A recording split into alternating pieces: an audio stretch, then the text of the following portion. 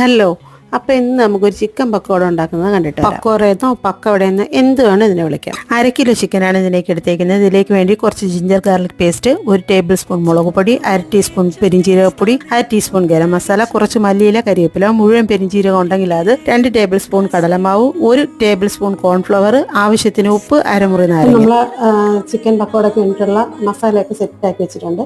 ഇനി ഇതൊരു 3 മണിക്കൂർ ഫ്രിഡ്ജിൽ വെച്ചൊന്ന് തണുപ്പിച്ചൊന്ന് അടിപൊളിയായിട്ടൊന്ന് സെറ്റ് ആകുമ്പോഴത്തേക്ക് നമുക്ക് പൊരിച്ചെടുക്കാം. അപ്പോൾ ഇത് പൊരിക്കാനായിട്ട് ഞാൻ ഇരുമ്പിൻ്റെ ചട്ടിയാണ് എടുത്തത്. അതിൽ എണ്ണ ഒഴിച്ച് കരിവേപ്പില ഇട്ട് പൊട്ടിയ ശേഷം ചിക്കൻ പീസുകൾ ഓരോന്നോരോന്നായിട്ടിട്ട് പൊരിച്ചെടുക്കാൻ തുടങ്ങി. ചിക്കൻ ആയിക്കോട്ടെ മട്ടൻ ആയിക്കോട്ടെ, അത് വെക്കുമ്പോഴത്തേക്കും ഞാനിതിലേക്ക് രമ്പയില കൂടെ ചേർക്കും. അത് ചേർത്ത് കഴിഞ്ഞാൽ ഒരു പ്രത്യേക മണവും ടേസ്റ്റുമാണ്. ഇതാണ് സാധനം. ഞാൻ ടേസ്റ്റ് ചെയ്ത് നോക്കട്ടെ കേട്ടോ. നല്ല ടേസ്റ്റ് ഉണ്ട്.